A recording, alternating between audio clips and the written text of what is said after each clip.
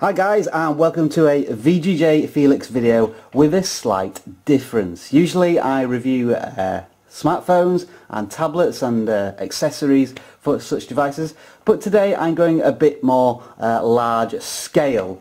It's time to replace my laptop, so I've decided to get a new laptop. And the reason I'm doing a video or two on this laptop is because when I was looking through reviews and other videos on the internet, there are virtually none for this particular model, despite it being from quite a popular laptop maker. So the video unboxing today is for this laptop. It is a Gigabyte P35W version 2. Just before I do the unboxing for this laptop, let me show you the laptop I'm replacing, which is going out to stud. It's one of these, a Medion Koyu, and I think the number of the laptop is P6624 if you want to look at that on the internet. It's about 3.5 years old now, i5, 4 gigabits of RAM, 640 gig hard disk, and a GT420M NVIDIA graphics card, if I can remember rightly. Very decent, solid laptop. It's been my video editing laptop for the last 3 years, and it's got through all sorts of YouTube videos, and it's done a tremendous job. And to be fair, it's still more than adequate, but I'm wanting to get something a little bit lighter, a lot more powerful, and I may be going on travel soon, so I wanted something which is just up to date. Just to give you a quick look at the size of a laptop, it's a bit of a beast. It is quite thick, and I just weighed it, and it's 2.5 kilograms, 2.6 actually. So it's a bit of a weighty laptop, and one of the things is I want to downsize in terms of portability. So let's get on to the unboxing of the P35W. So prior to getting this laptop, you may have seen on my channel I did 3 videos on another laptop called the MSI GS60, which is another new gaming slim and very light laptop. Unfortunately, it had some horrible screen flicker, which is why I put the videos up, and I had to take that back. Decided that I didn't really trust the brand, or I had no confidence in the laptop since it broke as soon as I bought it, and the fan noise was like a jet engine. So doing some more research, I'm hoping that this one first of all works, and I've seen that there are some fan options. So those are not the primary reasons why I got this laptop, but why I've switched from one laptop to the other. It is a Gigabyte laptop. I've never had a Gigabyte laptop before, and so I'm looking forward to trying a new brand. And the tagline, if you're interested here, says "Performance Unleashed, releasing unprecedented performance with stunning visual enjoyment in compelling audio festivity." What an interesting tagline that is, not particularly. And here are the tech specs for the laptop, which I believe was released either late April, middle of May. In the UK there's only one shop that's selling them at the moment. The rest are not releasing this until, the rest of the shops in the UK don't seem to be releasing this one until the middle of July. And I've heard that it is quite difficult to source at the moment, so I was fortunate enough to get it from a shop. And here are the details then. So the title of the machine is a P35W V2CF1, and because I think there's a CF2, presumably stands for configuration. The graphics card GXT870M, 6 gigabytes. It's a CPU of an i7 4710HQ. Memory is 8 gigabytes. Storage is a combination of an SSD 128 gigabytes and a hard drive 1 terabyte. It's kind of the setup I want to install programs on the SSD and then have a lot of storage for all my videos and whatnot. Windows 8.1, and the power cord, well, it's UK, it's obviously the most important information there. And the optical disk drive is a Super Multi DVD with an added bonus, which I'll hopefully demonstrate later on in the video. And with the box precariously placed on my weighing scales, the box in total, so all contents, is 4.4 kilograms. I've read that the laptop itself is about 2.1, 2.2, so we'll find that out very soon. So let's open up the box and see what's inside. Right then, security seal removed, which tore up a little bit of the box, which was nice. But let's open up the box itself and see what's inside.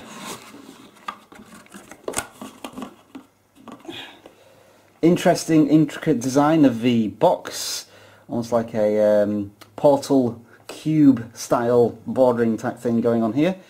Let's see what's in this first box here. Feels like instructions, books, warranties, discs, manuals and the like.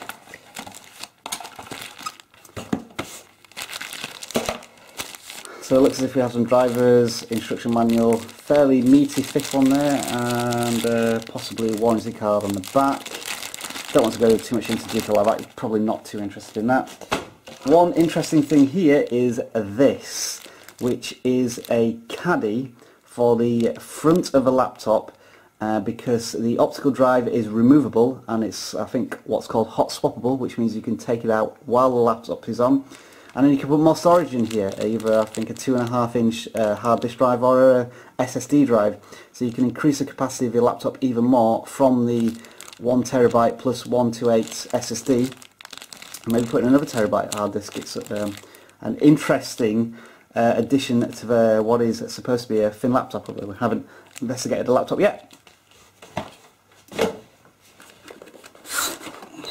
Down the front of the box, which seems to be stuck on the handle. There we go. We're probably looking at the power lead and power brick. I suppose we should investigate the power brick. Power brick itself is huge. It's an absolute monster, this, and it's fairly meaty and weighty. I'm not going to say that it's very heavy, but it is quite a big thing. It's almost like the size of a Nexus 7 tablet. So that's a force of habit, that's. But yeah, there's your power brick. So obviously some of the weight from the 4.4 kilograms of the box is certainly in this power brick. And if anyone's interested to know what UK plugs look like, they look like this, 3-pin ones. And through my travels, I've found that we do the best plugs in the world, to be honest. Solid and sturdy, never come out of the socket, but obviously they are on 240 volts, which sometimes does have some voltage issues when we try and take things abroad, but it shouldn't be for the laptop because it should be dual voltage. And just to confirm that, we have the voltage 100 to 240, but I think all laptops do that. It's just more useful when you have it in things like PlayStation 3s if you want to take them abroad, which I think that's dual voltage as well. Right, let's get on to the most important thing, which is the laptop itself.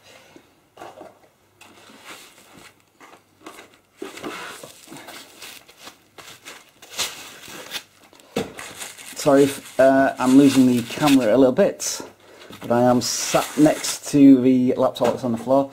Okay, so immediately before I handle it, does seem quite slim, and weight-wise, fairly nice distribution, and it does feel light, which is good. So let's do a reveal now of the laptop itself. And there it is. Nothing too much to say about that yet. So what I'm going to do is put this on the desk, and then we'll get some more videos of looking around the laptop itself. Okay, we'll do the numbers game first, and I'm going to use my old laptop as a point of comparison on several of these tests. And the weight of my old laptop, which I said was a bit of a brick, is coming in at 2.8 kilograms. And you can also see generally the size of the laptop, which is quite thick. And then hopefully, if I've not knocked my camera, you can see the massive difference in the thickness of the laptop. However, one surprise already for me is the weight of the laptop, which is coming in at 2.5 kilograms, and that seems to be a misrepresentation of the weight, as I read on the adverts and in other such literature that it was 2.16 kilograms, so it looks to be 300 grams more than advertised. However, when I held the laptop in my hands, it didn't feel like a heavy, weighty object, and I'm trying to determine if that's because of the size of the laptop, and maybe the weight distribution is better than on my old laptop. Maybe the battery was a lot more heavy, so it felt strange in terms of weightness. So a little disappointed there in terms of the numbers, but when I actually had it in my hands, it did feel like quite a light laptop. One unquestionable thing, however, about this laptop is its thickness or slimness. It is not an Ultrabook, but this is a very powerful gaming laptop, and that should mean that it comes with a lot of bulk and girth, but it's not the case on this laptop. It is 2.2 centimeters, I would say, 22 millimeters thick. And to do a comparison,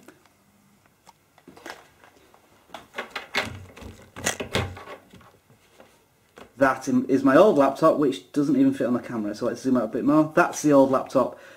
So we're looking at about a 40% reduction there in thickness. Footprint, however, is a slightly different matter. This is quite a large 15-inch laptop. So to do some measurements, lengthwise we are looking at around about 15 1/3 inches, or 39.4 centimeters, 349 millimeters. Width-wise, we are looking at nearly 11 inches, or 27.5 centimeters, and across on the diagonal we're looking at about 18 1/3 inches, or 46.5 centimeters. Nice measuring tape. In this illustration, the old laptop is on top, the Gigabyte laptop is underneath, and the footprint is more or less identical, except for it has some tapered edges on my old laptop, and the Gigabyte one is more of a rectangle shape, and you can just see that popping out at the sides there. But other than that, the dimensions are more or less the same as the old laptop. And just a few more comparisons. Chromebook 11.6 inch, Acer 720p, that is 1.3 kilograms, so it's precisely half the weight of this laptop. That is what you would consider an Ultrabook, although it's a Chromebook. Sorry, I'm on Steadicam at the moment. Nexus 7, so just less than half of the screen size, obviously much smaller. And finally, a Samsung Galaxy S4. I just thought you'd be interested in different footprint sizes, although it's a bit of silly comparing it to a mobile phone and a tablet. Early impressions on the build quality are good and solid, if not spectacular. The front chassis of the laptop appears to be, and forgive me if this is all wrong, but it feels like a composite of plastic and aluminium, or aluminum, depending on where you live. And you may spot, there looks like some blemishes here and there. I've been sort of fiddling about with the lighting a little bit to see how it changes things. It probably looks worse on camera than it is in person, but this does pick up finger marks. Not so much to the point where you can read somebody's thumbnail, but you kind of get moist, almost sweaty blemishes that are left on a laptop, and if you try and rub it, I'm not sure if it actually rubs them out. If I shine the light directly on the laptop, you can't really see these thumb marks. However, it does kind of leave a trail if you put your fingers on a laptop. Again, I'm not sure if it'll come out too well on the camera, but let's try it. You can just see that there's some finger marks that were left there and have sort of evaporated out. So it does leave finger marks on the front side of the laptop. On the underside of the laptop, pretty much the same story, that same aluminium plasticky types chassis, but it does feel solid. No, I would say, flex in any parts of the laptop in that respect. It looks to be good access for upgrading. We have a lock here, screw here, so presumably that gives you access to RAM and SSD, although I've not checked. And if you want more technical videos, I'm sure somebody else may be able to provide you with that information. I don't particularly want to take off the bottom of it at the moment. One more feature of note on the bottom side is this lock switch here, which has gone out of focus. Stop it. the lock switch here, which is for the hot swappable part of the optical disk drive, which you can see which is on the front here, but we'll have a look at it in other angles in a moment.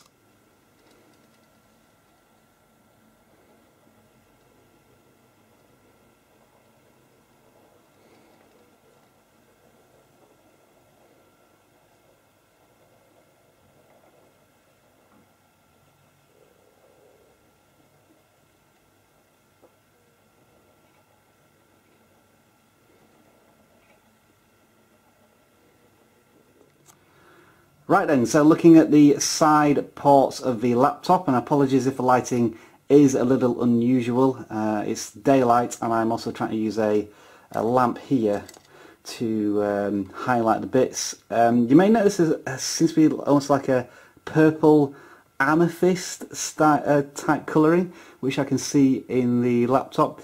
It's quite subtle, but I've noticed it in the lighting. It looks quite nice actually. So here we have, using the old trusty VGJ Felix stylus, Kensington lock. What is a Kensington lock? I've never used one. I've never seen anybody else use one. I've not even seen a Kensington product to do with a lock. It just seems to be on every laptop ever invented. The LAN port, so they've kept that in the laptop. I must admit I can't remember what the numbers are on that, so I'll probably put it on a subtitle down below. Two USB 2 sockets here, headphone jack, microphone and an SSD card slot. I'm using the card unfortunately to record, so I've taken a picture of the SD card slot sticking out here. It does protrude a little bit like most laptops, and it is spring loaded. This is the front of a laptop, just to show you the lid open, close it. The interesting, important design feature here is that we have the optical drive directly at the front of the laptop. Also, one other feature is we have a button here, which I'll just bring closer to the camera. I'm not sure if you can see it. I'm now directly on it. There we are. There's a button here which does feel a little brittle when you press it, but it's got a nice clicking noise.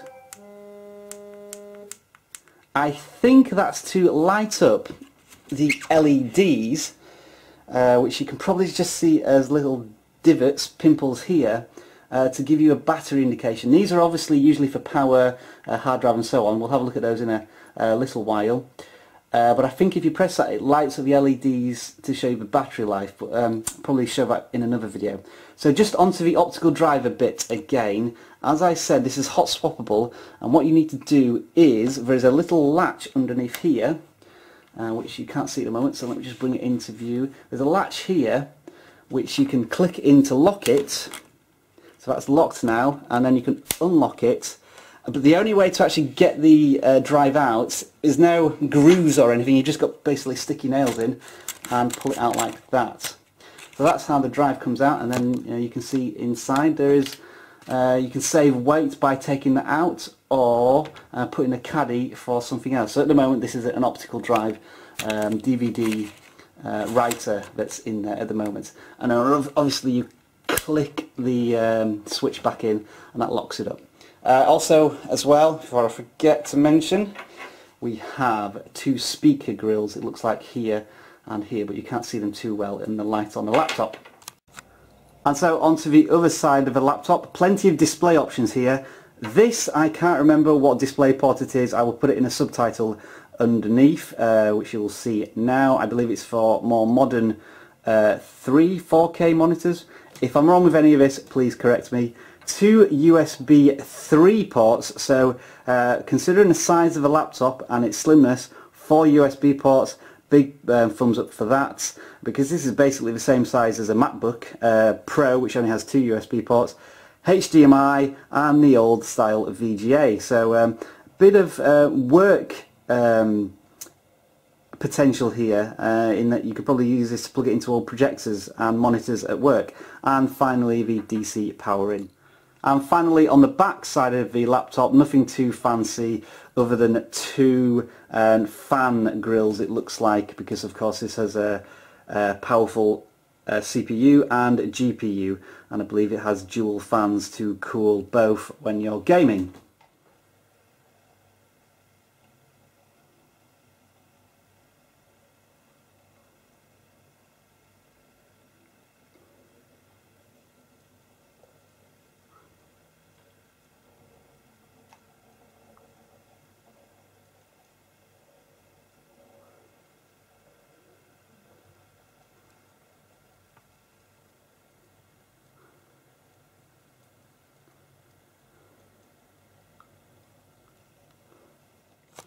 Now don't fear, when it was on the rotating table the laptop looked as if it was bent and misshaped or some weird flex.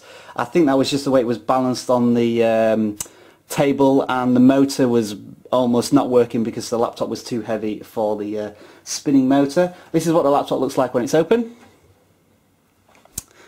And the one thing you will probably note is the big footprint might be because, let's get this in focus, of the bezel or the borders around the laptop, which are quite thick. I'm sorry, but they won't stay in focus.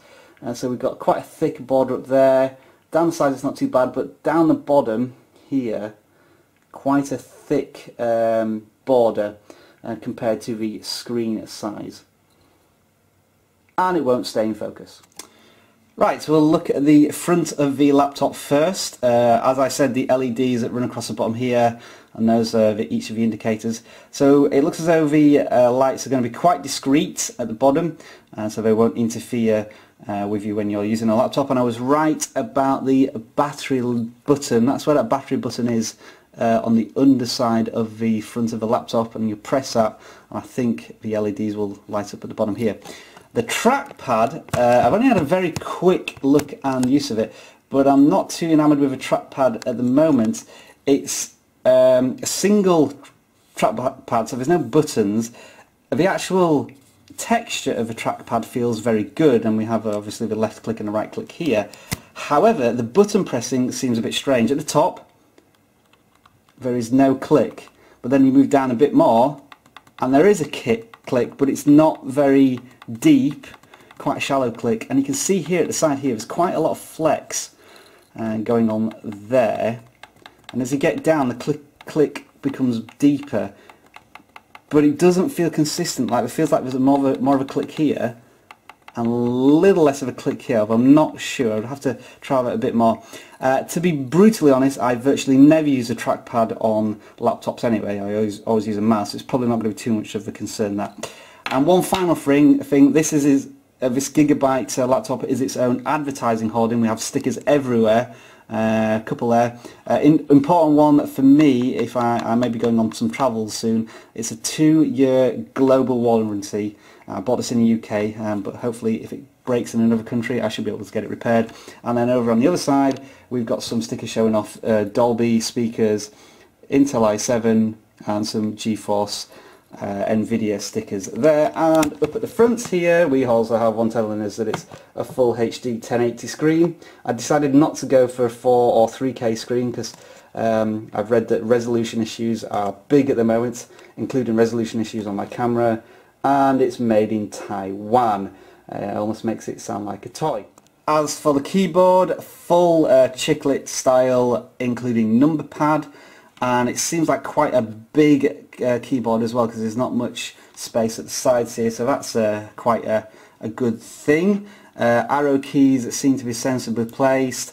Function keys, I can see we've got some function keys going on here, and because it's a gaming laptop they've thoughtfully pointed out that the WASD keys are here as if you needed to be told. This is a backlit keyboard as well, of course, and I will demonstrate that in a future video. And the Windows key is placed where you expect it to. I've seen in some other recent laptops that the Windows key is in some unusual positions, and I think, I might be wrong in this, there is an option to lock that Windows key when you're playing games.